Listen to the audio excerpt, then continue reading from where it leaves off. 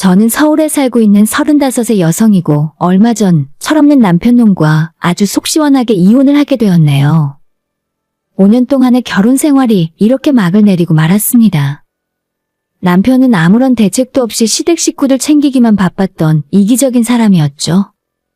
결혼 전에는 제 앞에서 어른스러운 척, 성숙한 척 연기를 했었고 저는 그런 거짓된 모습에 감쪽같이 속고 말았던 것입니다. 그래서 열길 물속은 알아도 한길 사람 속은 모른다는 이야기가 괜히 나온 게 아닌 것 같아요. 그나마 하나 다행인 점이 있다면 이런 남편놈의 속내를 알아채고 더 늦기 전에 이혼을 했다는 점입니다. 남편과 저는 아는 지인을 통해 만나서 연애 결혼을 하게 되었는데요. 결혼 초까지만 해도 남편은 저만 아는 다정하고 좋은 사람이었습니다. 사실 남편에게는 책임져야 하는 시댁이 있었거든요. 시아버지가 일찍 돌아가시고 남편이 대학교 졸업한 후에 취업을 한 뒤로는 집안의 가장이 되어 생활을 해왔던 것입니다.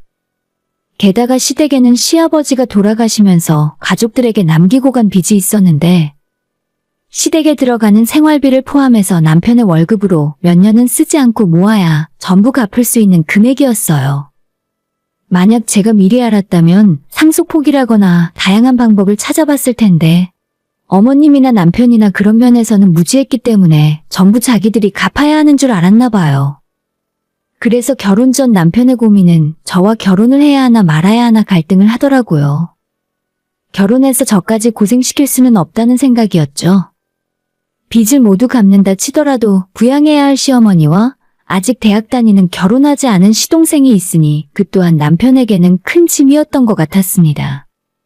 하지만 어차피 빚이라는 게 제가 같이 힘을 모아 몇 년 고생하며 갚아나간다면 해결 못할 수준의 문제도 아니었고 시동생도 취업해서 돈을 벌면 같이 부담을 해줄 수 있으니까 점차 나아질 거라고 생각했어요. 게다가 남편은 능력이 부족한 사람도 아니라서 빚만 전부 해결하고 나면 먹고 사는데 큰 문제도 없을 것처럼 보였습니다. 저도 나름대로 좋은 직장을 다니고 있었고 앞으로도 계속 맞벌이를 할 테니 집도 사고 아이 낳고 키울 자신도 있었죠. 그래서인지 남편은 어려운 본인의 사정을 알고도 시집을 와준 저에게 고마워하며 무척이나 잘해줬습니다. 남편이 결혼 전에 제게 약속 한 가지를 해주었어요. 제가 먼저 시킨 것도 아닌데 본인이 먼저 이렇게 말을 하더라고요. 자기야, 정말 고마워. 우리 집안 사정 뻔히 알면서도 나랑 결혼한다고 해줘서. 지금은 어쩔 수 없고 집안 빚만 다 갚고 나면 그때는 정말 우리만 생각하면서 살자. 그때부터는 나도 엄마고 동생이고 신경 안 쓰고 자기랑 행복하게 살 생각만 할 거야. 남편의 말을 저는 의심조차 해보지 않고 믿어버렸고 정말 결혼해서 빨리 빚만 다 갚고 나면 평생 우리 앞에 좋은 일만 가득할 줄로 알았어요. 그렇게 믿었던 남편인데 그 믿음이 실망으로 변하게 될 줄은 꿈에도 몰랐습니다. 처음 시댁에 인사드리러 갔을 때부터 결혼 준비를 하는 내내 시어머니도 제게 진심으로 고마워하는 듯 보였어요. 신혼 때까지만 해도 제가 시댁에 가면 손에 물 한 방울 묻히지 못하게 하시던 시어머니였으니까요. 저희가 결혼하고 3년쯤 지났을 때 그때부터 남편과 시댁이 저를 대하는 태도가 조금씩 변하기 시작했어요. 제가 시댁에 해주고 있는 희생과 배려를 당연한 것처럼 받아들이기 시작했다는 겁니다. 서운함은 늘어갔지만 그래도 그때까지는 큰 문제 없이 결혼 생활을 유지하고 있었어요. 하지만 그것도 시간 문제였고 처음에 제게 그렇게나 잘해주던 남편이 시간이 지나니 다른 사람으로 변해버리더라고요. 내가 결혼했던 그 사람이 맞나 싶을 정도로 다른 사람이 되어 있었습니다. 저는 남편에게 안중에도 없어진 지 오래였고 제 앞에서 대놓고 자기 식구 챙기기에 급급했으니까요. 그래도 결혼해서 살아온 시간도 있고 마냥 좋던 신혼도 지났으니 그러려니 생각했습니다. 하지만 그리고 얼마 후 남편이 저 몰래 제대로 사고를 치고 말았죠. 남편과 저는 재산을 공동관리를 하고 있었는데 일단 시댁빚과 생활비 보조는 남편이 도맡아 지원해드리고 있었습니다. 그리고 제 월급으로는 저희 부부 생활비와 보험, 적금을 들며 제가 맡아서 계획적인 생활을 하고 있었죠. 요즘은 은행 업무도 대부분 각자의 핸드폰으로 관리를 할 수 있기 때문에 쓸 일이 없는 통장은 안방 서랍에 함께 보관하고 있었어요. 그러던 어느 날 저는 개인적인 용무로 은행에 갈 일이 생겼고 남편 통장도 함께 정리를 할 겸 같이 가지고 다니게 되었어요. 제 용무가 끝나고 남편의 통장을 은행 앞에 있는 ATM 기계에 집어넣고 통장 정리를 하던 중에 저는 당황하고 말았습니다. 남편이 저모르게 대출을 받았더라고요. 한두 푼이 아닌 엄청나게 큰 돈이었죠. 제가 그동안 남편을 믿고 통장 정리를 하지 않았기 때문에 남편도 끝까지 제가 모를 줄 알고 그랬었나 봐요. 저모르게 대출받은 남편이 그 돈을 어디에 쓴 건지 바로 알 수가 있었죠. 남편이 대출받은 날짜를 확인해보니 바로 시어머니가 몇 달 전에 새 아파트로 이사를 한 날과 거의 일치했습니다. 갑작스럽게 집을 샀다며 이사를 한다는 시어머니의 말에 무슨 돈이 생겨서 이사를 한다는 건지 이해가 가지 않았었는데 시동생 앞으로 대출을 받아 아파트로 이사가는 것이라고 남편이 제게 설명을 해주었습니다. 아무리 그래도 그렇지 시동생이 취직한 지 얼마 지나지도 않았는데 아직 사회초년생에게 은행에서 그리 큰 돈을 어떻게 대출해준 건지 의문이었거든요. 하지만 남편의 통장을 보자 이 모든 상황이 납득이 되었습니다. 시동생이 대출을 받아 샀다고 했던 어머님의 아파트는 결국 남편이 저 몰래 대출을 받아서 돈을 보태드렸던 겁니다. 그 이후 대출금 상환으로 원금과 이자가 나간 것이 매달 찍혀 있었는데 그걸 보면서 제 속이 다 뒤집어지는 줄 알았어요. 저는 믿었던 남편에게 크게 뒤통수를 얻어맞은 기분이었죠. 그 생각을 하자 남편을 도저히 용서할 수가 없더라고요. 결혼하고 지금까지 남편이 시댁빚을 갚는 데만 집중할 수 있도록 제 월급으로 생활비를 다 대면서 살았고 그 와중에 아끼고 아껴 적금이며 연금이며 저희 두 사람이 집 사고 노후 자금할 돈을 준비하고 있었거든요. 진짜 내가 무엇을 위해 열심히 살았나 싶어 허무하기만 했어요. 이렇게 되니 저도 더 이상 남편과 잘 살기 위해 노력할 필요가 없겠더라고요. 남편도 남편 월급을 본인 마음대로 쓰는데 저도 제가 모은 내 돈을 내 마음대로 쓰겠다는 생각이었죠. 저도 남편이 시댁에 해온 만큼 저희 친정엄마를 챙겨드리기로 했어요. 그동안 남편을 뒤에서 도우며 저희 먹고 사는 일만 신경 쓰느라 친정엄마에겐 제대로 뭐 하나 해드리지 못한 불효녀였으니까요. 그런데도 우리 엄마는 항상 시댁 사정을 배려해주면서 괜찮다고 저희만 행복하게 잘 살면 된다고 응원을 해주시던 분이었어요. 친정아빠가 떠나면서 남겨주신 유산도 있고 부족한 것 없이 잘 살고 있으니 신경 쓸 필요 없다는 말을 입에 달고 사셨습니다. 그래서 기왕 일이 이렇게 된 거 저도 친정엄마에게 크게 효도 한번 해드리기로 마음을 먹었어요. 남편 또한 저와 상의 한마디 없이 일을 저질렀으니 저 역시도 남편에게 따로 이야기할 필요 없다고 생각했습니다. 며칠 후 저는 엄마를 모시고 현대자동차 대리점으로 갔어요. 그리고 결혼하고 지금까지 제가 모아두었던 현금으로 엄마에게 그랜저 자동차를 풀옵션으로 한 대 뽑아드렸어요. 옵션 이것저것 따지지 않고 다 넣어달라고 했더니 5천만 원 정도 하더라고요. 오랜만에 자식 노릇 제대로 한번 했다는 생각이었고 엄마는 기뻐하시기보다는 오히려 이렇게 비싼 차를 샀다는 것에 제 걱정을 먼저 해주셨습니다. 이거 너무 비싼 거 아니니? 내가 정말 이런 걸 받아도 되는 거야? 아직 너희 시댁빚도 다 못 갚았을 텐데. 괜히 김서방한테 너무 미안해지네. 엄마 걱정하지 마. 이 정도는 받을 자격 충분하게 있어. 그동안 엄마가 나한테 해준 게 얼만데. 그렇게 엄마한테 뭐라도 하나 해드리고 나니 조금은 속이 후련해지는 기분이었어요. 시댁 핑계로 친정에 아무것도 해드리지 못했던 것이 내내 마음에 걸렸거든요. 이제야 조금 자식된 도리를 하는 것 같았습니다. 하지만 남편은 저와는 생각이 좀 다른 듯 했어요. 본인은 제게 일말의 상의도 없이 시댁의 집까지 사들여놓고 제가 친정엄마를 위해서 차를 사드렸다는 소식을 듣자마자 늑달같이 제게 따지기 시작했으니까요. 그것도 뭐가 그렇게 분한지 씩씩거리기까지 하더라고요. 당신 대체 이게 어떻게 된 거야?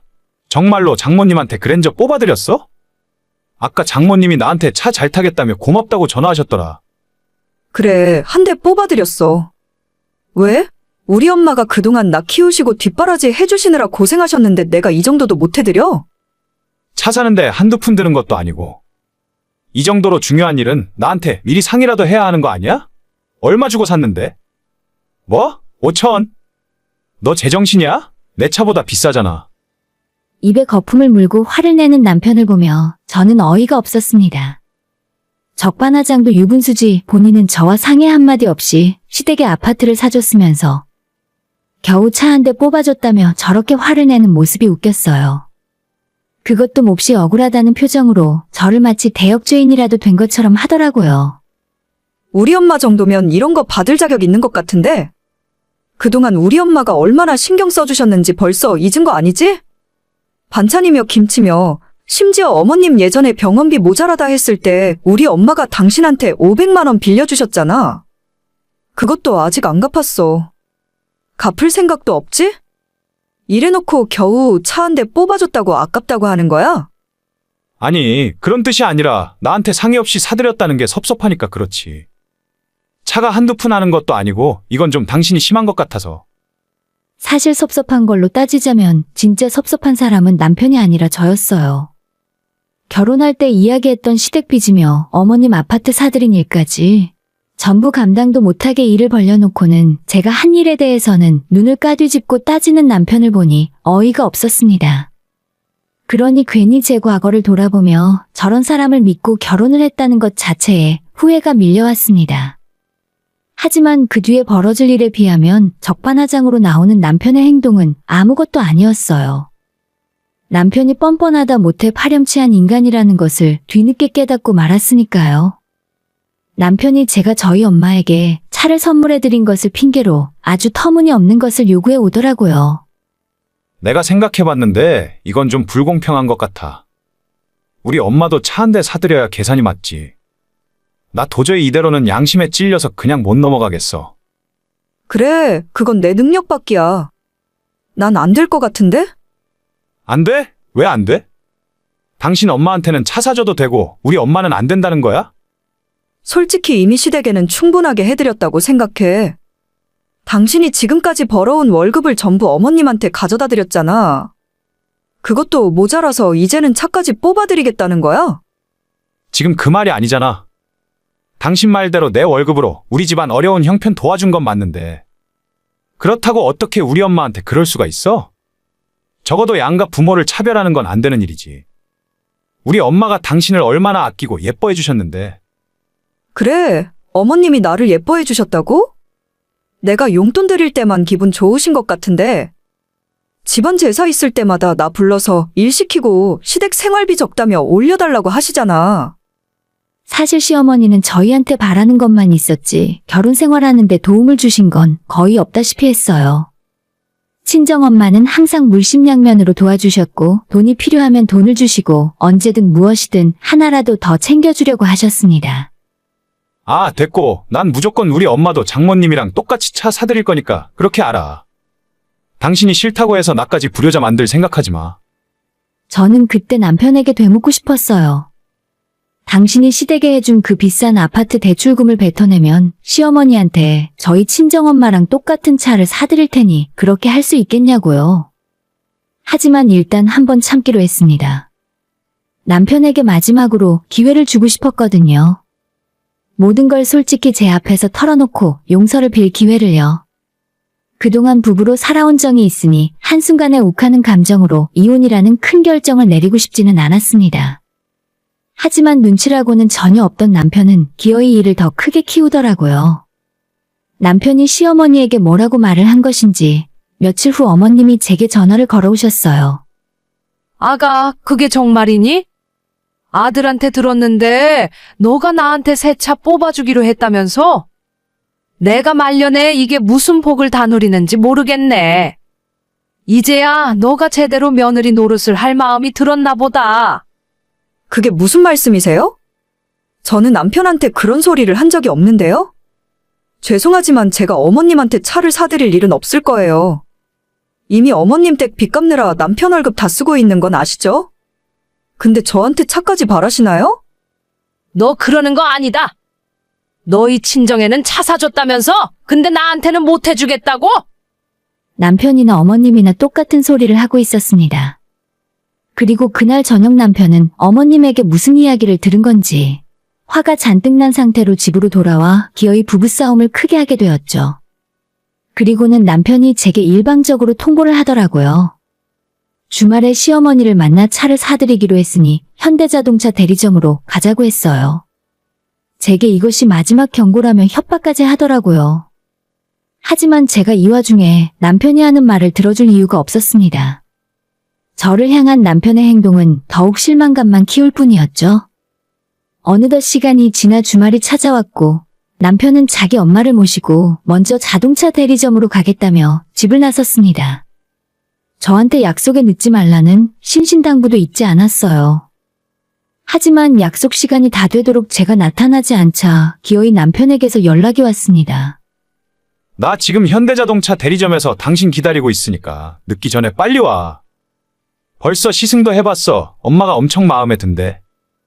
이렇게까지 했는데 당신 안 나타나면 나 정말 당신이랑 끝이야 끝. 우리 이혼이라고. 내가 하는 말이 무슨 말인지 알겠어? 그래? 나 옷도 안 갈아입었는데. 미안하지만 오늘 외출할 생각 없어. 뭐? 내가 이렇게까지 말했는데도 당신은 못 오겠다는 거야? 진짜로 나랑 이혼하고 싶어서 그래? 난 내가 번 돈으로 우리 엄마 차 뽑아드린 거니까. 당신도 당신 엄마한테 차 사드리고 싶으면 당신 돈으로 뽑아드려. 그것까지 말리진 않을 테니까 알아서 해보라고. 그렇게 전화를 끊어버리고 저는 그만 코웃음이 나왔습니다. 본인 잘못한 것도 모르고 시어머니 차를 사드리지 않는다며 이혼까지 들먹이는 남편의 모습에 더욱 실망을 했을 뿐이에요. 반성은커녕 끝까지 이기적으로 자기 식구만 챙기려는 남편의 모습에 저도 이제는 이혼을 하기로 마음을 먹었습니다. 지금까지 시댁비 때문에 고생하며 산 제 모습을 보면서도 몰래 남편 대출금으로 아파트를 산 것도 모자라서 차까지 사달라고 당당하게 요구하는 시어머니 또한 용서할 수가 없었죠. 하지만 제가 이혼을 결심했다는 사실을 알 리가 없는 남편 놈은 끝까지 아주 뻔뻔하게 나왔습니다. 제가 전화를 끊자마자 화가 나서 집으로 달려온 남편이었습니다. 결국 그날 일이 터지고 말았어요. 남편은 저를 보자마자 입에서 개거품을 물며 따졌습니다. 당신 이게 대체 뭐 하는 짓이야? 우리 엄마 앞에서 내가 이렇게 망신당해야 직성이 풀리겠어? 왜 우리 엄마만 안 되는데? 똑같은 부모인데 왜 우리 엄마만 안 사주냐고. 내가 말했잖아. 그렇게 사고 싶으면 당신 돈으로 사드리라니까? 시댁빚도 이제 거의 다 갚았잖아. 당신 월급으로 사드리면 되겠네. 왜? 설마 나 모르게 다른 빚이라도 생긴 건 아니지? 무슨 말도 안 되는 소리야? 빚을 지긴 무슨 빚. 어차피 부부 재산은 공동 소유인데. 당신이 모은 돈도 내가 모은 돈이나 마찬가지잖아. 빨리 차 사드리고 오늘 당신이 실수한 거 사과드리고 넘어가자. 사과 같은 소리하고 자빠졌네. 어디 한번 그딴 소리 더 짓거려봐. 내가 너랑 너네 엄마한테 뭘 잘못했는데? 남편은 제 말이 끝나기 무섭게 방으로 들어가 짐을 싸기 시작했습니다. 그리고 저를 한번 째려보더니 당당하게 집을 나가 시댁으로 가버렸습니다. 이제 당신이 어떤 짓을 했는지 감이 와? 장모님이랑 똑같은 그랜저 안 사줄 거면 이대로 너랑 나랑 끝이야. 남편이 제게 마지막으로 남긴 말인데 정말 웃기는 인간이었어요. 이렇게 나오면 제가 겁이라도 집어먹고 어머님한테 차를 사주겠다고 할 줄 알았나 봅니다. 이미 저는 남편과 이혼을 결심한 상황이었어요. 하지만 그 부모의 그 자식이라고 시어머니의 행동 또한 남편과 별반 다르지 않았습니다. 남편이 집을 나간 이후 2시간 정도 지나서 어머님은 저한테 서운하다며 친정부모랑 차별하지 말라는 문자를 보내셨거든요. 그리고 딱 일주일 시간을 줄 테니까 그 안에 이혼을 할 건지 아니면 똑같은 차를 사줄 건지 결정하라셨어요. 대체 무슨 자신감으로 제가 어머님한테 그런 차를 사줄 거라 생각하는지 도무지 이해하기 힘들었습니다. 그것도 자기들이 기한까지 정해서 무조건 사놓으라는 태도가 황당했어요.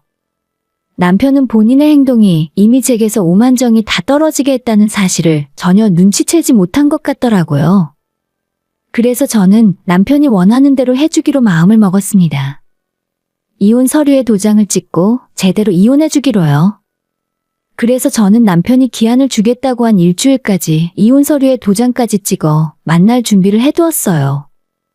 남편이 시어머니와 집 앞에 도착했다며 내려오라는 말에 저는 할 말이 있으니 잠깐 집으로 올라오라고 했습니다. 남편은 본인이 이기기라도 한 것처럼 의기양양한 모습으로 집으로 들어오더라고요. 이제 마음 먹었어? 그러게 내가 좋게 말할 때 했으면 서로 좋잖아. 저는 아무런 대답 없이 남편에게 서류 봉투를 하나 내밀었어요. 의아한 얼굴로 봉투를 받아들어 확인한 남편은 깜짝 놀라 눈이 커졌습니다. 제가 남편에게 건넨 것은 이혼 서류였으니까요. 이미 작성도 끝냈고 제 도장까지 찍어 놓은 상태였죠. 이혼 신고서를 확인한 남편은 당황했는지 말까지 더듬으며 뭐라 제대로 한마디도 하지 못했습니다. 그래서 그냥 제가 먼저 이야기했어요. 어때? 당신 하자는 대로 해봤어.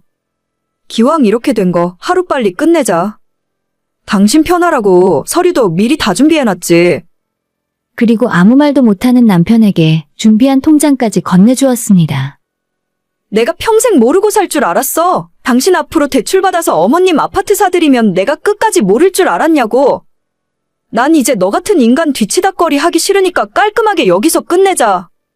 남편은 모든 걸 확인하고는 체념한 듯 갑자기 태도를 바꾸었어요. 아니, 이건 엄마가 내 앞으로 대출 좀 해달라고 부탁해서 어쩔 수 없었던 거야. 어차피 나중에 엄마 돌아가시면 우리가 물려받을 건데 뭐가 문제야? 아니, 진짜 미리 말 못한 건 미안해. 너는 대출받아서 너희 엄마 집까지 사주고 겨우 우리 엄마 차 한 대 사준 걸로 이 난리를 쳐? 너가 감히 누굴 용서해? 나랑 이혼하고 당신 엄마 아파트 대출금 갚으면서 평생 살아. 어머님 차 필요하다고 하시니까 그것도 너 돈으로 직접 사드리고.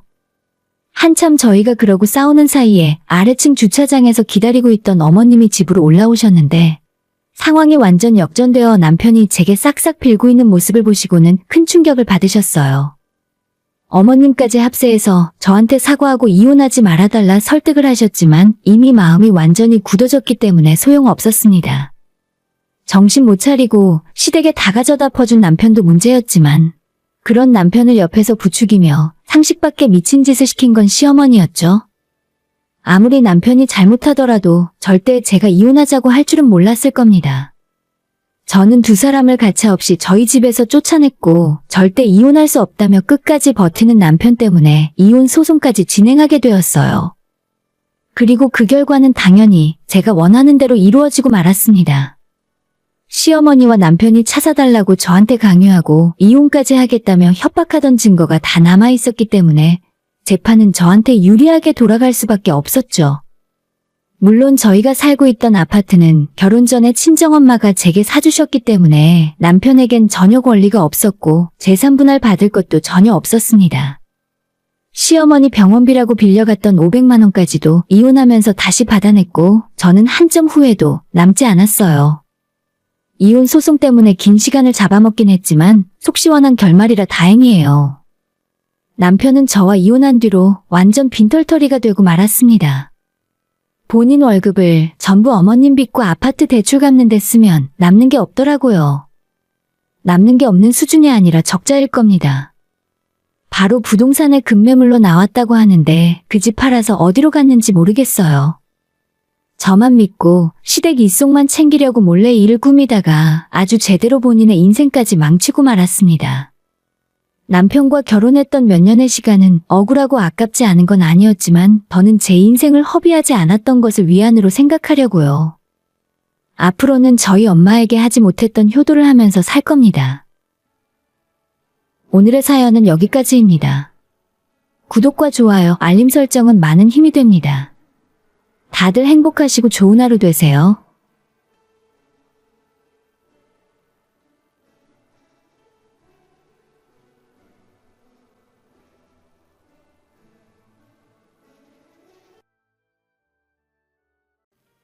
저는 30대 후반의 아이를 키우면서 동시에 직장 생활도 열심히 하고 있는 워킹맘이에요.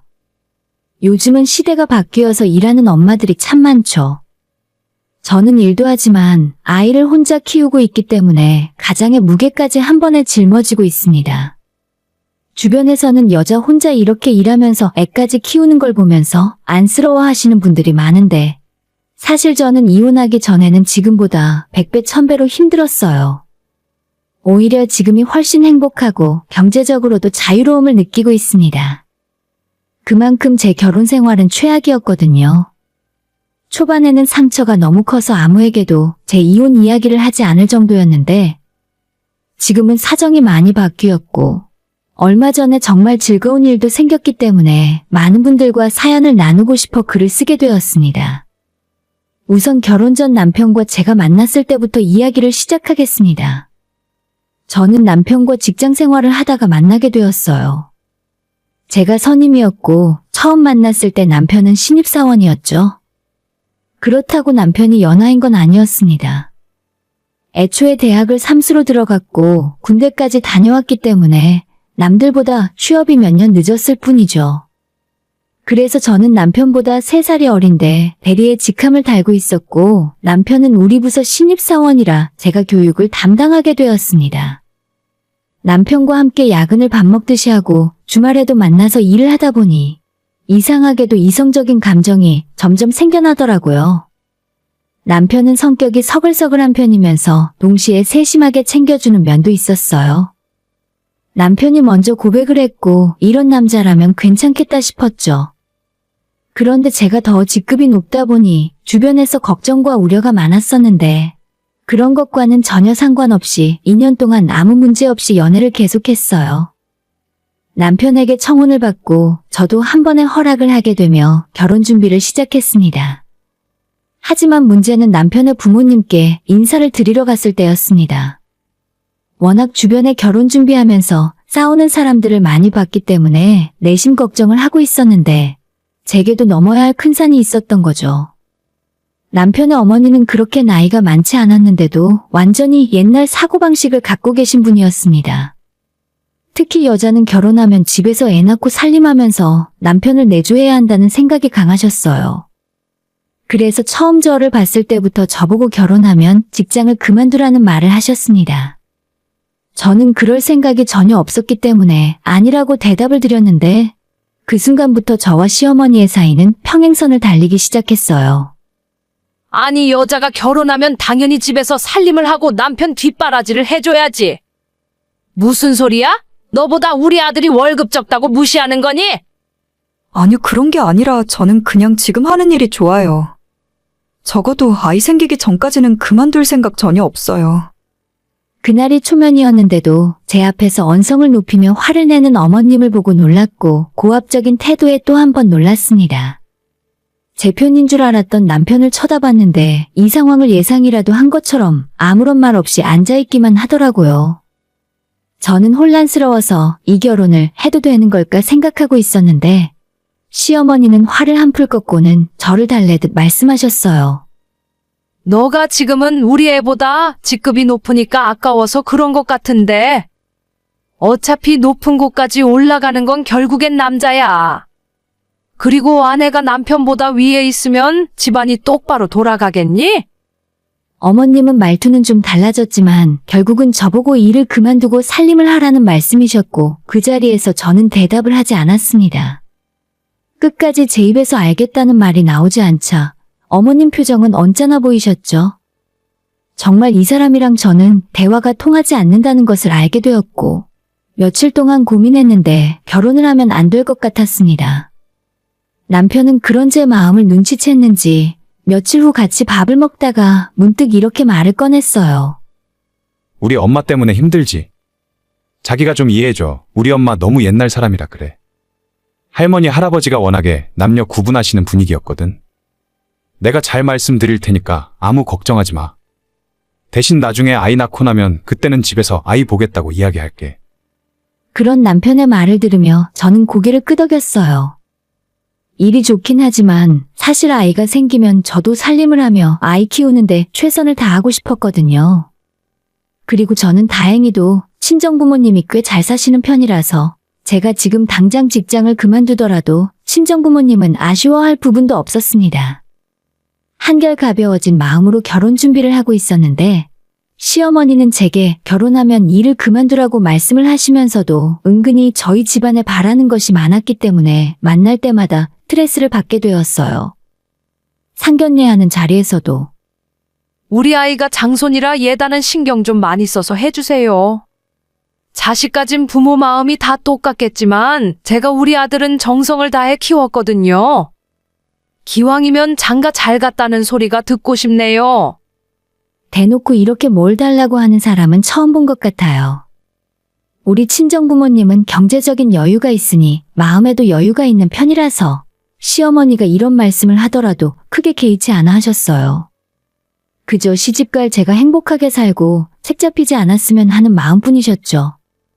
시어머니가 원하는 대로 판이 돌아가기 시작하자 어머님은 기뻐하는 티를 숨기지 못하셨고 저는 마음이 우리 부모님처럼 넓은 편이 아니었기 때문에 그런 모습을 보며 조금씩 부하가 치밀어 올랐습니다.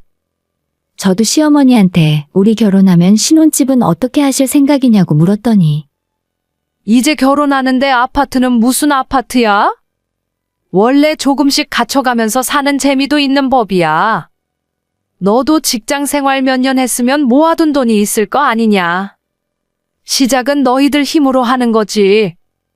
라면서 집 구하는데 전혀 보태줄 마음이 없었어요. 우리 집에는 다른 사람 하는 것 이상으로 많이 바라면서 어머님은 왜 아무것도 내놓지 않으려 하는지 이해를 할 수가 없었습니다. 어디서 들은 건 있어서 샤넬백에 롤렉스 시계에 요목조목 적힌 예단 리스트가 끝도 없이 날아들더라고요. 저는 약이 올라 친정부모님한테 예단 따위 아무것도 하지 말라고 말씀드렸어요. 그랬더니 저희 엄마가 제 손을 잡으시더니 다른 건 신경 쓰지 말고 결혼해서 행복하게 사는 일만 생각하라 하시더라고요. 그렇게 찝찝한 상태로 결혼 준비가 계속되었는데 남자친구가 모아놓은 돈이 워낙 작아서 전셋집 구할 돈이 도저히 되질 않았어요. 그 사실을 알게 된 친정부모님이 결국 전세금도 보태주셔서 사실상 대부분의 결혼 비용을 제 돈과 친정부모님 돈으로 해결을 하게 된 거죠. 그 사실을 남편에게 분명히 전해들었을 시부모님은 아무런 말씀도 하지 않으셨고 오히려 자기 아들이 잘나서 자기 아들을 사위 삼고 싶어서 우리 부모님이 안달이 난 사람인 줄 아셨던 겁니다. 그래서 그 이후로 더욱 어깨에 힘을 주기 시작하더군요. 결혼 준비하는 내내 보태준 것 하나 없이 사사건건 간섭하기 시작했고 남편은 중간에서 자기 엄마와 제 비위를 맞추느라 진땀을 흘렸죠. 저희 친정에 비하면 시댁은 경제적으로 많이 기우는 편이었어요. 나이도 적지 않으신데 아직도 자기 집 없이 남의 집에 새들어 살고 있으니 말다한 거죠. 하지만 저는 절대 형편만으로 사람을 판단하거나 무시하지 않았습니다. 친정부모님도 자수성가하신 분들이라 절대 돈으로 사람을 무시하면 안 된다고 예전부터 교육받으며 자랐어요. 그런데 없으면 좀 없는 대로 살면 되는데 욕심이 너무 많아서 자꾸 바라는 것만 많더라고요. 결혼 준비하고 있는데 자꾸만 도리를 다하라면서 속물처럼 바라기만 하는 시어머니의 거지근성이 너무 꼴보기 싫었어요. 그런 결혼 준비 과정을 거쳐 우여곡절 끝에 결혼식을 올리고 나니 이미 저는 시어머니라면 진저리를 칠 정도로 학을 떼게 된 상태였죠. 최대한 시댁 사람들과 부딪히고 싶지 않았는데 신혼여행을 다녀오고 얼마 지나지 않아서 제게 아이가 생겼다는 걸 알게 되었습니다. 어머님은 제가 임신했다는 소식을 듣자마자 잘 됐다며 하루빨리 회사를 그만두고 살림하고 애 낳을 준비를 하라고 말씀을 하셨어요. 누구보다 기뻐해야 하는 아이 소식이었는데 시어머니가 좋아하는 모습을 보자 괜히 마음 한구석이 찝찝하게 되었습니다. 하지만 아이는 아무런 죄가 없고 그 당시에는 저도 아이를 위해 제가 직장을 그만두는 것이 맞다는 판단이 들었어요. 임신 6개월이 되었을 때 사표를 내고 그 뒤로 집에서 살림을 하며 몸조리를 하게 되었죠. 근데 제가 집에 있는다고 해서 쉴 수 있는 것도 아니었습니다. 아침에 남편 출근시키고 나면 낮 시간에 시어머니가 항상 집으로 찾아오셨거든요. 나는 아침마다 우리 아들한테 새로운 밥이랑 뜨끈한 국 차려 먹여서 보냈다. 살림하는 애가 토스트니 시리얼이니 이런 걸로 때우면 곤란해. 그리고 내가 이런 말 할까 말까 망설였는데 사실 내가 돈이 없어서 너희들 신혼집 안 해줬다고 생각하면 오산이야. 괜히 친정에서 돈 보태줬다고 우리 아들 무시했다간 가만두지 않을 거니까 명심해. 저는 그 당시에 본격적인 살림은 처음 해보는 거라 미숙한 점이 많았고 음식도 청소와 빨래도 전부 서툴렀습니다. 그러니 시어머니 눈에는 성에 차는 것이 하나도 없었겠죠. 잘 지내보려고 말을 이쁘게 해보기도 하고 요리도 배워서 반찬을 열심히 만들어 보기도 했는데 어머님은 전혀 달라지는 것이 없었습니다. 사람이 쉽게 바뀌지 않는구나 생각해서 그냥 어머님과의 관계는 포기하고 살았죠. 얼마 후에 아이를 낳게 되고 애가 태어나니 필요한 용품이 생각보다 많더라고요. 매일 집으로 택배가 오고 거의 대부분 아이에게 필요한 물건들이었는데 그걸 보는 시어머니가 매일 저를 구박하셨어요. 손이 크고 씀씀이가 해프다며 자기 아들 버는 돈을 제가 집에서 놀고 먹으면서 다 쓴다 하는 겁니다. 아니에요. 그거 저희 돈으로 산 게 아니라 친정부모님이 사주신 거예요. 뭐? 너네 부모 돈 많다고 내 앞에서 자랑하냐? 아기 침대 이까짓 게 얼만데? 얼마나 한다고 내 앞에서 감히 유세를 떨어? 어머님은 마치 자격지심이라도 있는 사람처럼 돈 이야기만 나오면 발작을 하기 시작했습니다. 이런 일이 반복되고 나니 그냥 어머님이 뭐라 하든 귀를 닫고 사는 게 일상이 되었죠. 제가 딸을 낳았는데 어머님은 아들도 아니고 딸을 낳았다며 탐탁치 않아 하셨습니다. 원래 손주 사랑이 더 크다고 하는데 어머님은 한 번도 제 딸을 살갑게 안아주시거나 기저귀 한 번 갈아준 적도 없고 분유 한 번 먹여준 적도 없었어요. 처음엔 그런 것들이 서운하기도 했지만 나중에 생각해보니 어머님이 우리 애한테 관심이 없는 게 얼마나 다행인지 몰라요. 아들이었으면 맨날 찾아와서 또 저를 괴롭혔을 게 불을 보듯 뻔한 일이었으니까요. 시어머니는 저희 친정에 돈이 많으니 우리가 결혼할 때 이것저것 받을 때까지는 기분이 좋았던 게 분명합니다. 하지만 그 이후로 자기 집안 형편이 많이 부족한 것 때문에 계속 신경이 쓰였나 봐요. 심지어 그 부분에 대해 열등감까지 있는 것 같았고 그걸 만만한 저한테 푸는 것 같았어요. 이대로 살다가는 제가 맨정신을 유지하기 힘들 것 같아서 대책을 마련해야겠다 생각했었는데 아이 태어나고 얼마 지나지 않아 살면서 한 번도 생각하지 못했던 일이 일어나고 말았습니다. 친정아빠 회사의 경영이 한순간에 어려워지게 되면서 집안의 돈이 바짝 말라버리게 되더라고요. 아빠는 회사 운용자금을 위해 여기저기 밤낮으로 돈을 구하러 다니셨고 친정부모님이 사시던 집까지 경매에 넘어가게 되었죠. 진짜 상황이 순식간에 최악으로 달렸습니다. 저는 아직 아이도 어린데 친정엄마까지 돌봐야 하는 상황에 놓이자 그야말로 심신이 피폐해진다는 말이 무슨 소린지 알 것 같았어요. 언제까지나 아빠가 든든한 버팀목이 되어줄 줄로만 알았는데 한순간에 모든 것을 잃게 될 수도 있다는 걸 그때 처음으로 느끼게 되었습니다. 나중에 알고 보니 아빠 회사 초기 창립 멤버 중 하나의 장난으로 회사 자금이 대부분 빠져나갔고 거래처도 상당수가 다른 곳으로 옮겨가게 되었더라고요. 은퇴를 얼마 안 남은 시기에 이런 위기를 겪게 되자 저희 부모님은 속수무책으로 당하실 수밖에 없었죠. 제가 자식으로서 도움이 될 수 있으면 좋겠는데 직장도 그만두고 이제는 남편이 벌어오는 돈에 의지해 살고 있었기 때문에 어떤 도움도 친정에 줄 수가 없으니 더욱 무너져 내렸습니다. 남편을 통해 저희 집안이 위기라는 이야기를 전해들은 시어머니가 부랴부랴 저희 집으로 찾아오셨습니다. 저는 내심 그래도 가족이라고 위로를 하러 오셨구나 생각했었는데 어머님 하는 말을 들으니 피가 거꾸로 솟는 기분이었어요. 너네 집안 소식 들었다. 그러게 돈 좀 있다고 유세 부리더니 아주 쫄딱 망했다면서? 지금 저한테 그런 말씀 하시는 이유가 뭐예요? 그리고 저희 부모님이 언제 돈으로 유세 부렸는데요? 언제 그러긴 너희들 결혼하기 전부터 그랬지. 상황이 이렇게 됐으니 내가 숨길 것도 없이 다 이야기하마. 혹시라도 이 집을 너희 부모님이 해줬다고 해서 홀랑 어쩔 생각은 하지도 마라. 한 번 준 걸 다시 가져갈 수는 없는 노릇이잖니. 그리고 너는 앞으로 망한 너네 집 구석이랑 인연 끊어라. 내가 하는 말 고깝게 듣지 말고 잘 생각해봐. 저는 너무 기가 막힌 소리에 어이가 없어서 대체 나한테 왜 이러시냐고 소리를 질렀지만 듣지도 않고 그냥 도망치듯 집을 나가셨습니다. 아무리 생각해봐도 분이 풀리지 않아서 제가 그날 저녁 남편 퇴근했을 때 다시 시댁에 찾아가서 어머님께 아까 낮에 한 이야기가 뭐냐고 따졌는데 이번에는 어머님에 이어 시아버지까지 문제였습니다. 아버님은 아예 한술 더 떠서 저보고 자기 집안에서 나가라 하더라고요. 너 친정부모랑 인연 못 끊겠으면 내 아들이랑 당장 이혼해라. 널 계속 데리고 있다가는 망한 너희 집안 때문에 내 아들까지 발목 잡히게 생겼어. 우리까지 다 망할 수는 없는 노릇이잖아. 그걸 지금 말이라고 하세요? 그리고 아버님, 어머님이 뭐 망할 건덕지나 있으세요? 여보, 당신도 뭐라고 말 좀 해봐. 제 편 들어달라고 남편을 같이 데려갔었는데 제 편이 아니라 말 그대로 남의 편이더라고요. 미안하다. 나도 이제는 지친다. 그냥 이혼하는 게 서로에게 좋을 것 같아. 남편까지 이렇게 나오니까 저로서는 더 이상 버틸 힘이 없었습니다. 친정이 잘 나갈 때는 장모님 장인어른 싹싹하게 챙기던 남편이 집안 어려워지니 바로 손절하고 이혼하고 싶다 하더라고요. 어머님은 기세가 등등해서 저보고 애 데리고 집에서 나가라고 했습니다. 내가 나가라고? 제가 왜 나가요? 나가려면 이 사람이 나가야지.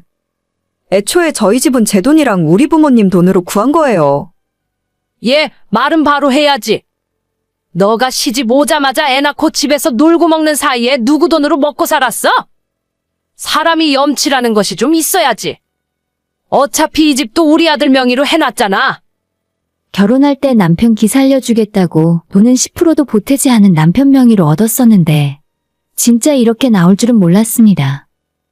결국 협의로는 도저히 이혼을 할 수가 없을 것 같아서 소송까지 가게 되었는데 당시에 정신도 없고 제가 가진 돈도 없어서 변호사를 고용할 수 없이 제가 스스로 인터넷 찾아보며 싸울 수밖에 없었어요. 그렇게 준비가 제대로 안 된 상태로 재판까지 가고 났더니 집값의 절반과 아이 양육비 판결을 받고 결혼 생활을 끝낼 수가 있었어요.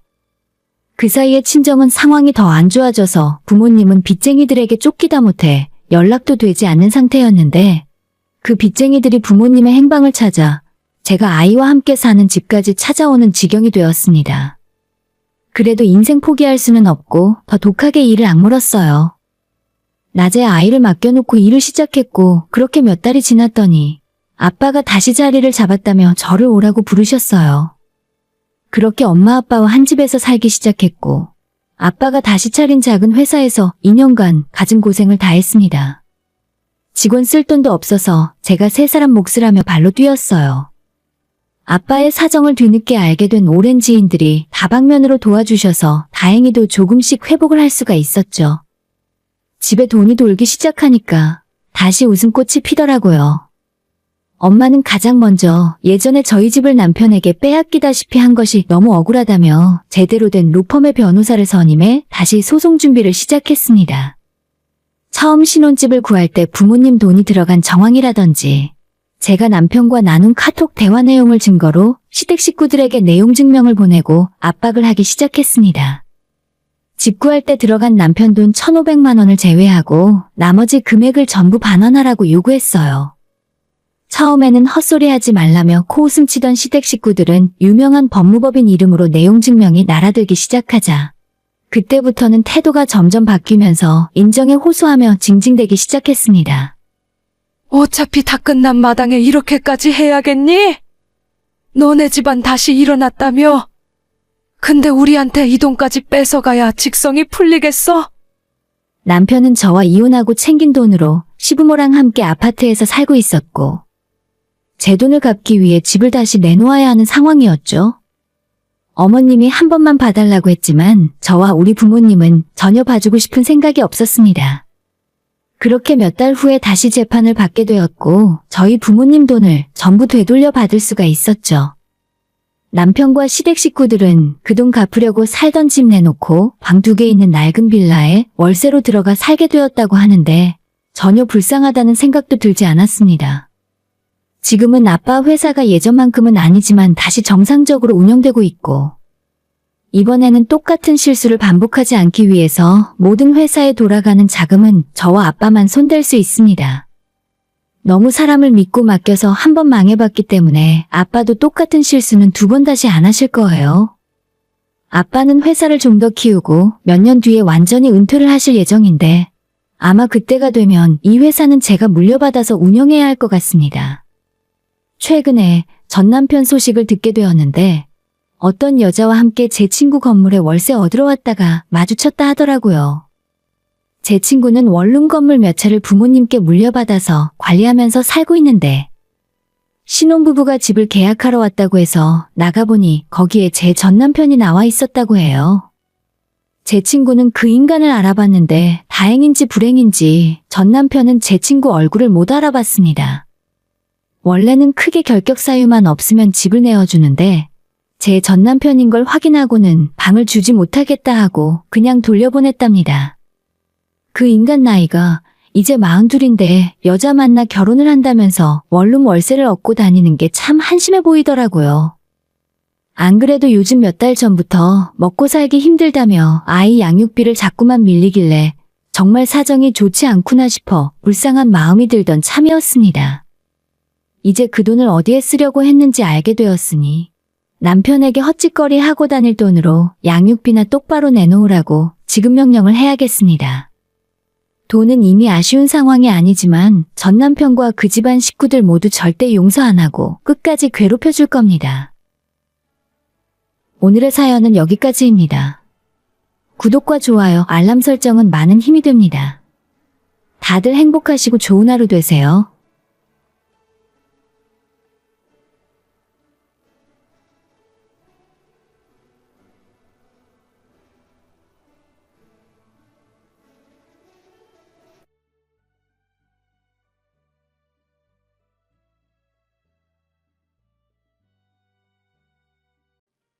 저는 40대 후반의 여자입니다.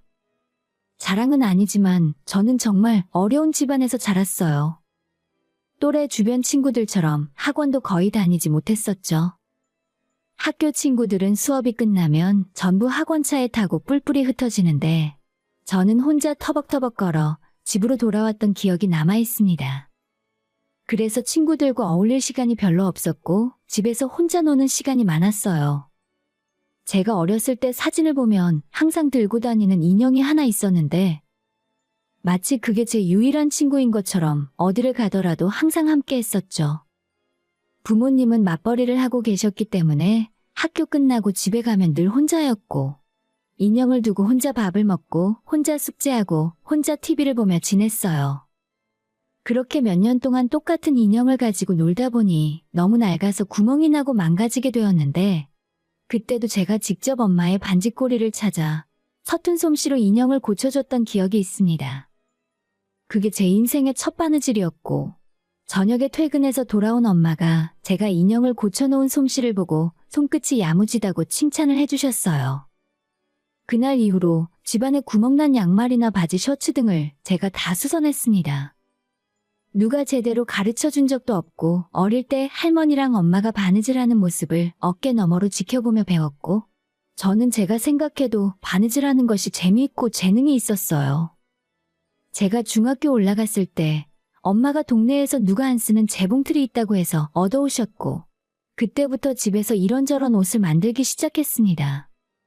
처음에는 인형 옷 같은 걸 만들었는데 어차피 만드는 거 조금 크게 만들면 사람이 입어도 되겠다 싶어서 남는 천으로 집에서 입을 만한 옷을 만들었어요.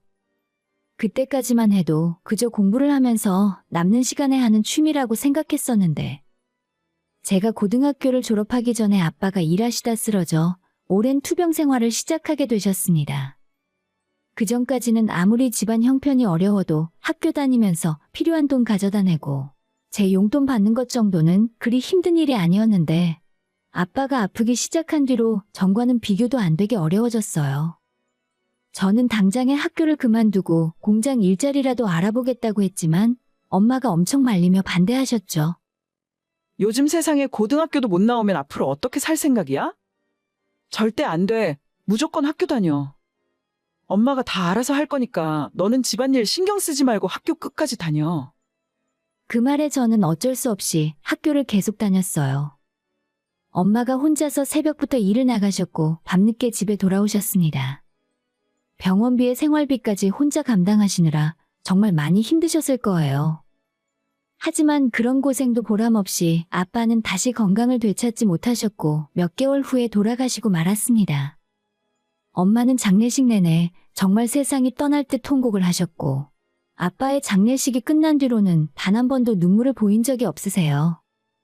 제가 수능을 보고 집에 돌아온 날 엄마가 치킨을 시켜주시면서 제게 했던 말이 대학 뒷바라지까지는 약속 못하지만 어떻게든 너가 대학 졸업까지는 했으면 좋겠다고 말씀을 하셨습니다. 사실 아빠가 돌아가시고 병원비와 남겨진 빚이 있어서 엄마 혼자서는 도저히 감당하기 힘든 상황이셨을 거예요. 저는 수능 성적과는 상관없이 대학을 안 가고 취업을 할 생각이었는데 엄마가 먼저 그걸 눈치채셨는지 몇 번이고 다짐을 받으셨습니다. 아르바이트를 하든 학자금 대출을 받든 어떻게든 제 힘으로 대학 졸업까지 하고 집안은 절대 신경 쓰지 말라고 엄마가 말씀을 하셨죠. 저도 엄마 뜻에 따라 대학 진학을 했고 나름대로 학교를 열심히 다녔어요. 매번은 아니어도 장학금을 자주 받을 수 있었기 때문에 학비 걱정이 생각보다 크지는 않았습니다. 당시에 의상 디자인 학과를 다니고 있었는데 학비보다 더 힘들게 했던 건 제가 서울에서 먹고 살면서 쓰는 생활비와 대학에서 수업과 과제를 할 때 들어가는 재료비 같은 것이 만만치 않았어요.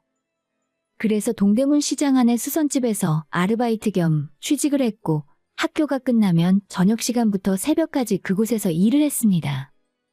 워낙에 옷 만지는 일을 좋아해서 나름대로 돈을 벌며 공부도 될 것 같았고 잘할 자신도 있었어요. 처음엔 옷을 망쳐서 혼난 적도 있지만 금방 한 사람 몫을 해낼 수 있게 되었고 사장님이 젊은 사람답지 않게 손이 야무지고 일을 빨리 배운다고 좋아하셨습니다. 아마도 제가 어릴 때부터 항상 옷을 만들며 놀았던 것 덕분에 크게 도움이 되었던 것 같아요. 그렇게 일을 하면서 많은 사람들과도 친해지게 되었고 사장님 소개로 동대문에 매장 2곳과 쇼핑몰을 하는 사람을 소개받았습니다. 제가 직접 디자인해서 만든 옷을 보여줬더니 자기 쇼핑몰에서 한번 팔아보고 싶다 하더라고요. 그게 제가 옷을 만들어서 돈을 받고 팔기 시작한 계기가 되었고 몇 번의 작은 성공 끝에 아예 수선집을 그만두고 쇼핑몰 사장님과 같이 일을 하게 되었습니다. 돈을 벌게 되며 학교 다니는 것보다 아예 이쪽 길로 빠르게 나가는 것이 낫겠다는 생각이 들었습니다. 대학을 중도 포기하고 매일 옷을 만들면서 많은 공부를 하게 되었어요. 외국 패션 잡지도 매일 보고 살면서 그때만큼 즐겁게 공부했던 적이 없었던 것 같아요. 대학을 졸업하거나 대기업에서 제대로 일을 배우진 못했지만 저는 현장에서 밑바닥 일부터 경험하며 그때 익힌 감각과 실력을 바탕으로 능력을 키울 수가 있었습니다. 쇼핑몰 사장님 밑에서 4년 동안 일을 했고 그 덕분에 엄마의 빚은 제가 다 갚아줄 수가 있었죠.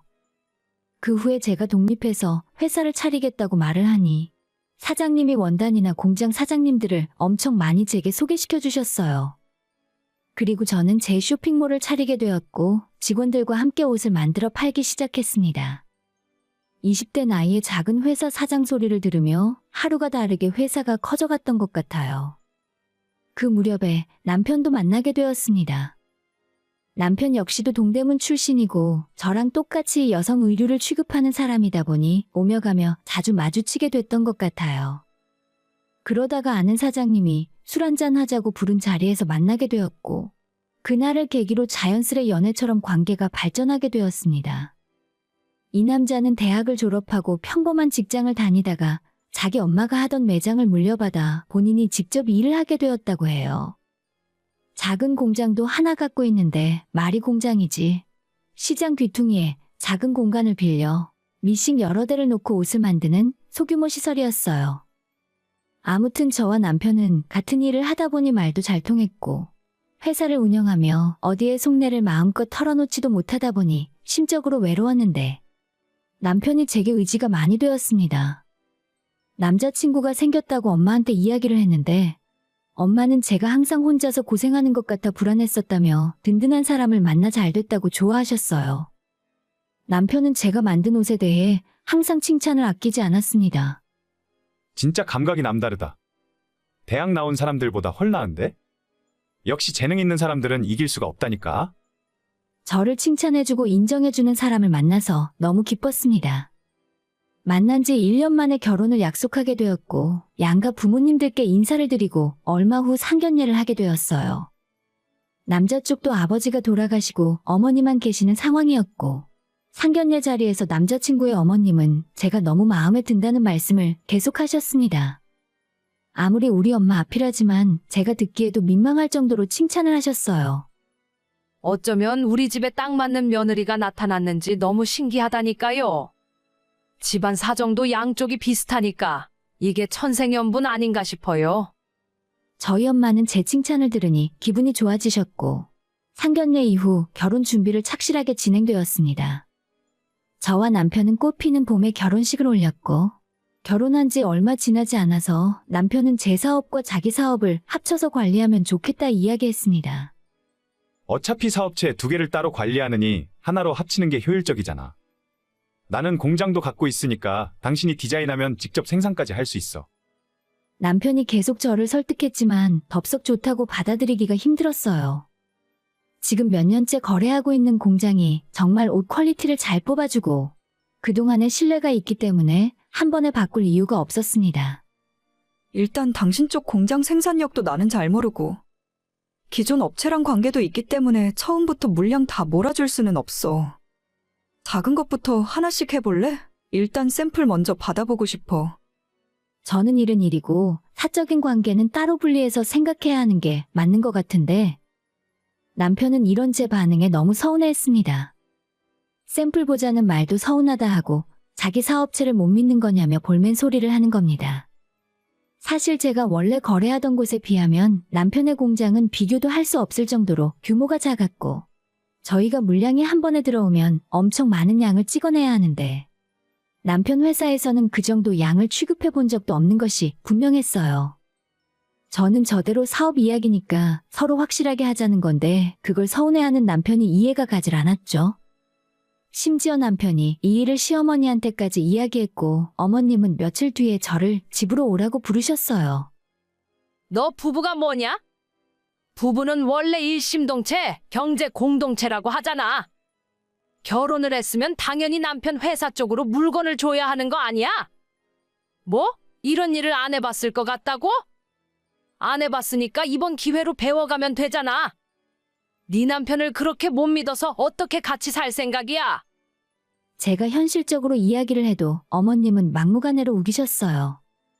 당장 남편 공장에 일을 맡기지 못하는 이유를 조목조목 설명을 해드렸더니 제가 하는 말을 딱 자르고 소리를 버럭 지르셨습니다. 아니, 막말로 너가 정식으로 대학 나와서 디자인을 배우기랬어? 시장 바닥에서 어깨 너머로 도둑 고양이처럼 배운 주제에 누가 누굴 가르치려고 들어? 이래봬도 내가 젊었을 때는 너보다 훨씬 크게 사업했던 사람이야. 내 아들은 Y대학 경영학과 나왔고 의상 디자인도 따로 공부했다. 객관적으로 봐도 너가 잘 알겠니? 우리가 잘 알겠니? 제 학벌을 언급하며 모멸감을 주는 말도 서슴지 않았습니다. 그날 이후로 남편도 시어머니도 저를 없는 사람 취급했어요. 저는 계속 고민을 하다가 이런 것 때문에 결혼 생활에 금이 가는 걸 원치 않아 남편 뜻에 따르기로 했습니다. 남편은 고맙다며 자기 공장과 본인 매장 간판까지 전부 제 쇼핑몰 브랜드 이름으로 회사 이름을 싹 다 바꿔버렸고 본격적으로 저희 옷을 받아서 만들기 시작했어요. 처음에는 남편 공장에서 일하는 직원들이 늘어난 물량에 힘들어하기도 했지만 조금씩 설비도 늘리고 사람을 더 뽑으니 차츰 안정화되었습니다. 문제는 품질이었는데 분량이 너무 많이 나와서 제가 일일이 잠자는 시간까지 줄여가며 검수를 해야만 했습니다. 그렇게 사업을 합친 지 1년 만에 어느 정도 예전처럼 굴러가게 되었고 남편 회사의 직원은 2배가 넘게 늘었어요. 그래도 공장에서 물량 소화하는 것이 힘들어 보이길래 일정 부분은 다시 예전처럼 외주 일을 주어야겠다 생각하고 있었죠. 그런데 그 무렵쯤 남편이 점점 집에 들어오질 않았습니다. 매일 바쁜 일이 있고 거래처 직원을 만나서 사업 이야기를 한다고 하는데 제가 남편 회사 돌아가는 스케줄을 뻔히 알고 있는데 이상하다 싶었어요. 그러던 중에 저는 크게 뒤통수를 맞고 말았습니다. 어느 날 집에 먼저 돌아와 우편물을 정리하다가 남편이 제 쇼핑몰 브랜드를 본인 이름으로 상표 등록했다는 통지서를 확인하게 되었죠. 저는 놀라서 바로 남편 회사로 달려갔지만 남편은 저를 만나주질 않았습니다. 사실 저도 진작에 상표 등록을 해야겠다 생각은 하고 있었는데 그게 그리 급하다고 느껴지지도 않았고 누가 함부로 따라할 것도 아니라 생각하고 있었어요.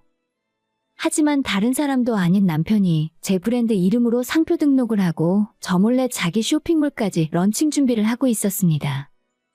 이 모든 걸 저와 상의 한마디 없이 남편 마음대로 준비를 했던 거죠. 이렇게 뒤통수를 맞고 나서야 남편과 시어머니가 저희 쇼핑몰 물량을 자기들 공장에서 만들라고 사람을 괴롭힌 이유를 알겠더라고요. 남편은 제 전화를 받지도 않고 시어머니한테 전화를 해봤더니 역시나 제 번호를 진작에 차단한 것 같았습니다. 앉아서 이렇게 당할 수만은 없다는 생각에 시댁으로 달려갔습니다. 그런데 그때 마침 남편이 처음 보는 여자와 함께 걸어 나오고 있었고 뒤에는 시어머니도 함께 따라 나왔습니다. 남편과 그 여자는 둘이 함께 차를 타고 떠나버렸고 어머님은 그 차가 골목에서 떠날 때까지 손을 흔들어주고 있었어요. 저는 바로 뛰어가서 어머님을 붙들고 이게 무슨 일인지 물었습니다. 너 왜 이러니? 갑자기 이렇게 튀어나오니까 사람 놀랐잖아. 어머니, 저 사람 옆에 탄 여자 누구예요? 그리고 어머님도 남편이 제 브랜드 뺏어간 거 알고 계셨죠? 어떻게 다들 저한테 한마디도 안 할 수가 있어요? 생각하는 것하고는 저 사람은 너희 남편 회사에 크게 투자해 주실 분이야. 그래서 내가 식사 대접이라도 하고 싶어 집으로 불렀다. 그리고 너는 내 아들이 상표 등록한 게 뭐가 그리 문제냐? 부부 사이에 누가 돈을 버는지 뭐가 그렇게 중요해? 라고 말을 해놓고 저를 밀치고 집으로 들어가 버렸어요. 더 이상 어머님도 저를 만나주지 않았고 남편 역시 연락이 되지 않았습니다. 계속 전화를 걸어도 신호만 가지 한 번 받지도 않더라고요. 무슨 생각으로 이런 짓을 하는 건가 걱정을 하고 있었는데 이번 일이 터지고 딱 보름이 지났을 때 남편은 제가 의부증이 너무 심해서 같이 못 살겠다며 이혼 서류를 만들어 제게 보냈어요. 저는 이혼 서류와 내용 증명을 받아보고 완전히 당했다는 걸 깨달았어요. 아예 처음 저를 만났을 때부터 의도적으로 접근한 건 아니었을까 하는 생각까지 들었죠. 아무리 대화를 시도하려고 해도 제 연락을 받지 않았고 그저 남편의 변호사와 이야기하는 수밖에는 없었습니다. 몇 달 버티다가 도저히 이렇게 살 이유가 없는 것 같아서 남편과 이혼을 하고 친정으로 돌아왔어요. 더 이상 사람이 싫고 다시 사업을 하고 싶지도 않았습니다. 하지만 엄마의 격려 덕분에 조금씩 다시 시작할 수 있었고 의외로 예전의 거래처들이 저를 많이 도와주셔서 금방 예전과 비슷하게 할 수 있었어요. 전 남편 때문에 예전 그 브랜드를 그대로 쓰지는 못하지만 다시 제 얼굴 걸고 하는 일이라서 그런지 고객들이 금방 찾아주시더라고요. 모델도 예전에 그 모델분들을 다시 썼고 옷도 예전 스타일 그대로 만들었더니 아마도 같은 고객님들이 구매를 하신 것 같았습니다. 한번 해본 일이라 똑같이 다시 하는 건 전혀 어렵지 않았습니다. 중간에 어려움도 있었지만 정확하게 남편과 이혼하고 3년 만에 예전 회사보다 매출이 훨씬 많이 나오게 됐습니다. 여기까지 오기에 혼자 마음고생도 많았고 무엇보다 전 남편에 대한 배신감으로 밤에 잠도 못 자고 일만 했던 것 같아요. 그래도 결국에는 노력한 사람이 해낸다고 이렇게 다시 일어설 수 있어서 기뻤어요. 이제는 예전보다 한결 여유가 생겨서 주말마다 엄마를 모시고 좋은 곳으로 놀러 다니는데 얼마 전에 엄마와 드라이브를 하고 밥을 먹으러 갔다가 거기에서 뜻밖의 사람을 만났습니다. 전 남편과 시어머니였는데 가든 형식의 고깃집에서 둘 다 일을 하고 있더라고요. 남편은 숯불을 나르고 있었고 시어머니는 반찬을 서빙하고 있었습니다. 저는 그 사람들을 먼저 발견했지만 너무 놀라서 못 본 척 했는데 저희 엄마가 불을 넣으러 온 남편에게 아는 척을 했어요. 그 사람들도 저희를 알아보더니 엄청 당황을 하는 눈치였고 다시는 저희 테이블 근처로 오지도 않았습니다. 자초지종 따위는 묻고 싶지도 않아서 조용히 밥을 먹고 계산하고 돌아왔어요. 그리고 집에 돌아와 며칠이 지나도 그 생각이 계속 나길래 예전에 알고 지내던 거래처 사장님들에게 수소문을 해서 전 남편 소식을 물었죠. 딱 지금으로부터 1년 전 남편 회사가 부도가 났고 사업을 무리하게 늘리면서 빚을 너무 많이 지는 바람에 회복도 불가능하다 하더라고요. 남편 회사에 투자를 해주기로 했던 그 여자는 애초부터 사기꾼이었고 시어머니와 남편의 재산을 가져가는 것도 모자라 사채업자까지 소개시켜주는 바람에 엄청난 빚까지 지게 만들었다고 해요. 한편으로는 쌤통이라는 생각도 들었지만 다른 한편으로는 제가 20대부터 피땀 흘려서 만든 브랜드가 그런 인간들 손에 사라지게 되었다는 것이 씁쓸했습니다. 그렇게 생각하고 보니 이 바닥에서 제 브랜드를 못 본 지 한참 된 것 같았습니다. 저는 제 일을 하느라 바빴고 예전 쇼핑몰 들어가면 전 남편 생각이 날 것 같아서 아예 안 보고 살았거든요. 며칠 후에 전 남편이 저희 회사 번호를 어떻게 알았는지 전화를 걸어서 그날 저를 다시 만나서 너무 반가웠다며 우리 다시 한번 시작할 수 있겠냐고 뻔뻔한 소리를 해댔습니다. 내가 그때는 사기꾼한테 속아서 제정신이 아니었어. 따지고 보면 나도 피해자잖아. 너 요즘도 잘 나가더라? 내가 공장 쪽은 자신 있잖아. 공장은 내가 맡아서 할게. 어때? 우리 다시 해보자. 저는 그 말을 듣자마자 코웃음을 치고 전화 잘못 걸었다고. 우리 회사는 잡상인 상대 안 한다는 말을 하고 전화를 끊어버렸어요. 이혼한 이후로도 핸드폰 번호를 안 바꾸고 있었더니 남편에 이어 시어머니까지 다시 한번 기회를 달라며 연락이 오고 난리가 났습니다. 전부 차단해버리고 다시는 그 고깃집 근처도 가지 않았습니다. 혹시나 회사까지 찾아오면 어쩌나 싶었지만 다행히 그럴 배짱은 없었나 봐요. 더 이상 그 인간들 소식을 들을 수 없었고 저는 지금 엄마와 둘이 행복하게 잘 지내고 있습니다. 아직 재혼 생각은 없고요. 언젠가 좋은 남자가 나타나면 만나볼 수도 있겠지만 지금은 제 일을 열심히 하는 것이 훨씬 즐거운 일인 것 같아요. 엄마와 1년에 2번 정도 해외여행도 다니고 이렇게 사는 것이 지금은 좋아요. 열심히 살아온 보상을 받고 제대로 엄마와 함께 누리면서 살고 싶습니다. 오늘의 사연은 여기까지입니다. 구독과 좋아요, 알람 설정 부탁드려요. 다들 행복하시고 좋은 하루 되세요.